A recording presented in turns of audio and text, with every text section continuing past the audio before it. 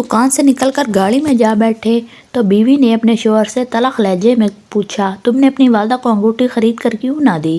خواہ مخواہ تم نے اپنی ماں کا دل دکھایا۔ اب اگر وہ غصے میں آ کر گھر سے چلی جائیں گی تو ہمارے بچوں کو کون سنبھالے گا؟ ان کا فیڈر کون دھوئے گا؟ بیوی کی بات سن کر شوہر دکان کے اندر گیا اور مجھ سے وہ انگوٹھی مانگی جسے وہ ماں کے ہاتھ سے چھین کر کاؤنٹر پر رکھ گیا تھا۔ بعض لوگ بڑے بدقسمت ہوتے ہیں، والدین کے حقوق کی بالکل پرواہ نہیں کرتے، بیوی کی محبت میں اس قدر مدہوش ہو جاتے ہیں کہ والدین کو بھول جاتے ہیں، ماں باپ کی خواہش کا بالکل احترام نہیں کرتے۔ یہ کہانی ایسے ہی بدقسمت شخص کی ہے۔ اسے بیان کرنے والے شیخ علی بن عبد الخالق کرنی ہیں۔ وہ سعودی عرب کے معروف داعی ہیں۔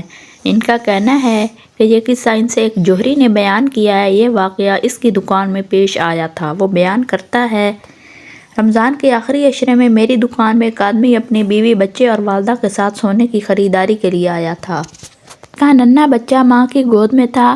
ماں بچے کو گود میں اٹھائے دکان کی ایک جانب کھڑی تھی۔ اسے دیکھ کر اندازہ ہوتا تھا کہ وہ واقعہ کسی اچھے خاندان کی شریف زادی ہے۔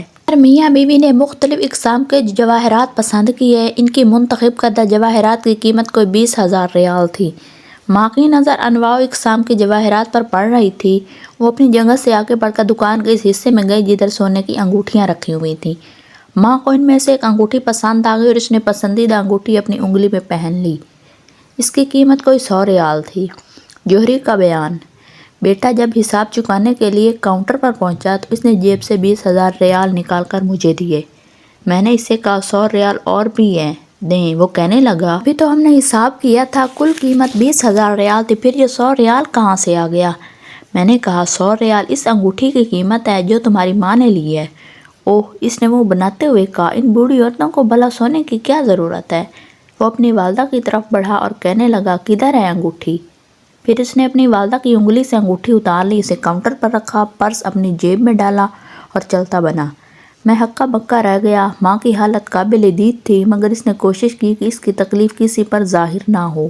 اس نے اپنے پوتے کو گود میں اٹھا لیا۔ سب لوگ دکان سے نکل کر گاڑی میں جا بیٹھے تو بیوی نے اپنے شوہر سے تلخ لہجے میں پوچھا، تم نے اپنی والدہ کو انگوٹھی خرید کر کیوں نہ دی؟ خواہ مخواہ تم نے اپنی ماں کا دل دکھایا۔ اب اگر وہ غصے میں آ کر گھر سے چلی جائیں گی تو ہمارے بچوں کو کون سنبھالے گا؟ ان کا فیڈر کون دھوئے گا؟ بیوی کی بات سن کر شوہر دکان کے اندر گیا اور مجھ سے وہ انگوٹھی مانگی جسے وہ ماں کے ہاتھ سے چھین کر کاؤنٹر پر رکھ گیا تھا۔ میں نے انگوٹھی اسے دے دی۔ اس نے بھی اس کی قیمت ادا کر دی۔ جب وہ انگوٹھی لے کر ماں کے پاس گیا تو بوڑھی ماں کہنے لگی، اللہ کی قسم میں زندگی بھر سونا نہیں پہنوں گی۔ میں اس انگوٹھی کے سوا کچھ اور نہیں چاہتی تھی۔ میری خواہش تھی کہ میں اسے عید کے دن پہنوں، دوسرے لوگوں کی طرح میں بھی عید کی خوشیاں مناؤں۔ میں نے عید کی خوشی اپنے دل میں ہی دفن کر دی ہے۔ بیٹا، اللہ تعالیٰ تم سے درگزر فرمائے۔